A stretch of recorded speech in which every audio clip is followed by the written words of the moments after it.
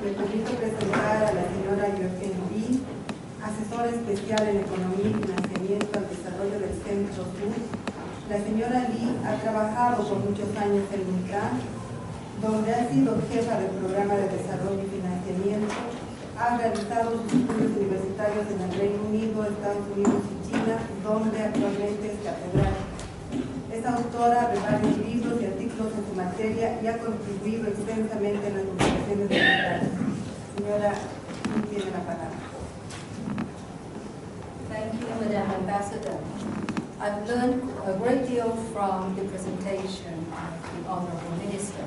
But at the outset, let me apologize that Mr. Martin Koh, the Executive Director of the South Center, is not able to come to this meeting, however much he wants to.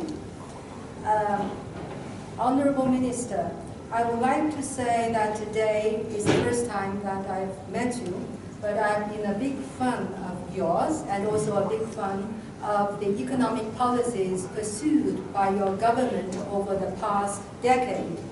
I salute the big, great achievements achieved by your government within a very short period of time.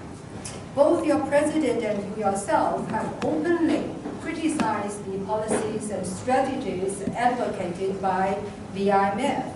However, with the economy of Bolivia moving from instability to significant macroeconomic indicators and improvements, you've won praises from the institutions you've criticized.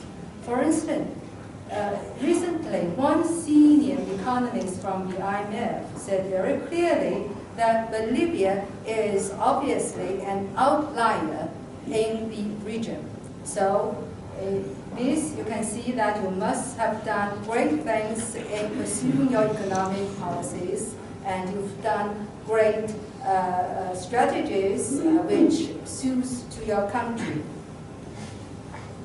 And right now, some credit rating agencies have downgraded some ratings of certain countries in Latin America. But several rating agencies have recently, in 2015, upgraded the credit rating of Bolivia. So this also shows the achievements you have made recently.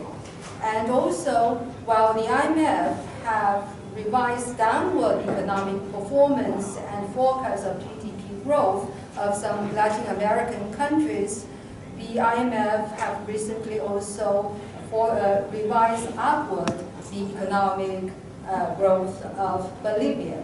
Once again, it shows that you must have done something very, very correct. From what I see it, I think the world has very much underappreciated the great economic achievements made by Bolivia. In your policy and strategy, great pragmatism has been applied, and you've really tailored your policies and strategies to the national conditions and also comparative advantage of your country. You've proved that following the correct policies, countries can turn natural resource curse into actually natural resource blessings. You just now explained to us how, with the support of your population, the government renationalized industries like natural gas and oil, followed by electricity and telecommunication.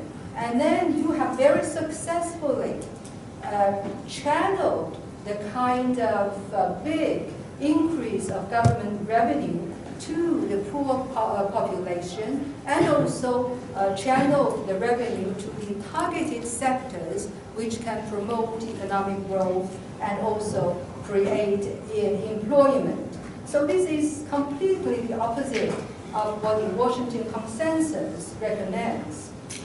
So riding the tide of the commodity boom, you have redistributed all this kind of revenue through these national programs. And also, in order to make the redistribution effective, you just now mentioned the kind of direct cash transfer programs that we introduced in the past years.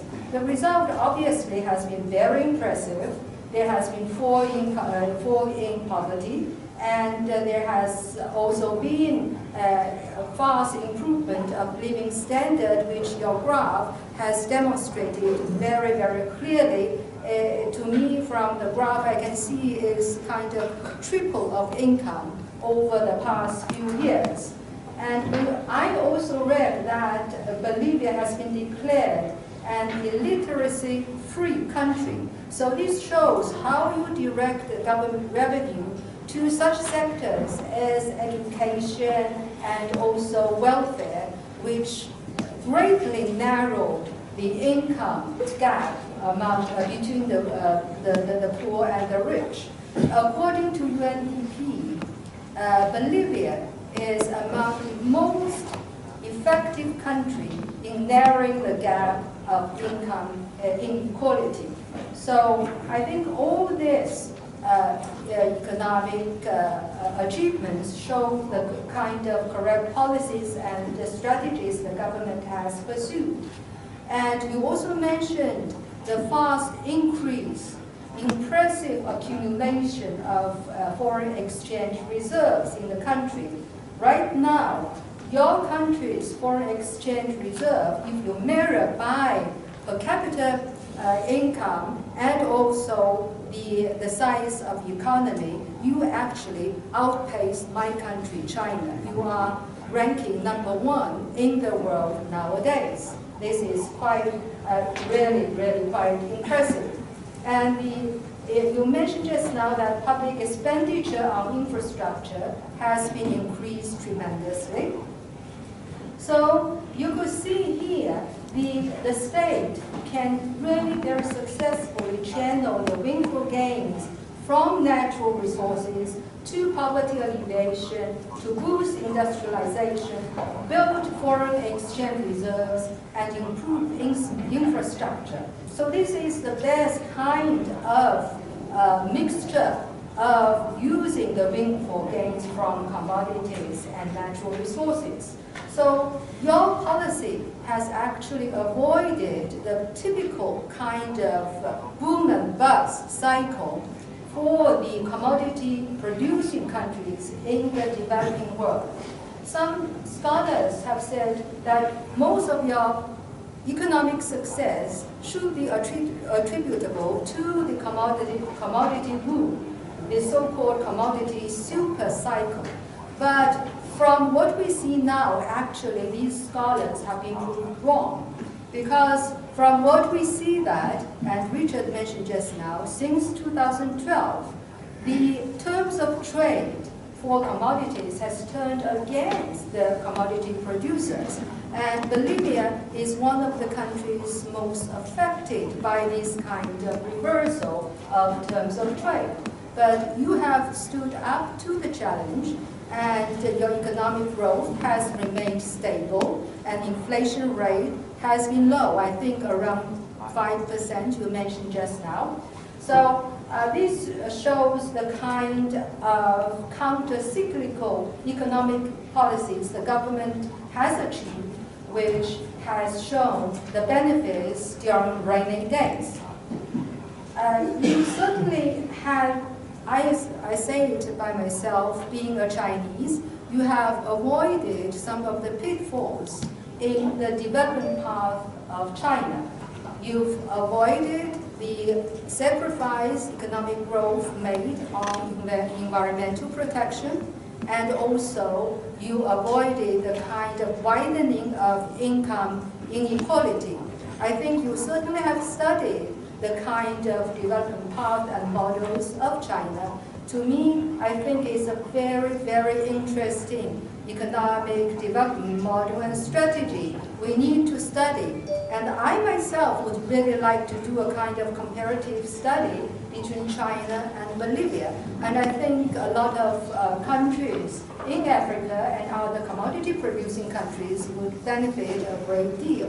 But of course, if I tell Mr. Martin Koh, he'll tell me we have no money.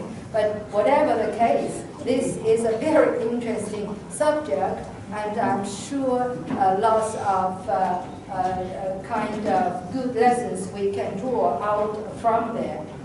So, all in all, I would really think that you would continue to preserve your policy space. I actually admire what you've done towards the regional, bilateral, or cross-regional, intra-regional investment and trade agreements, as Richard mentioned just now.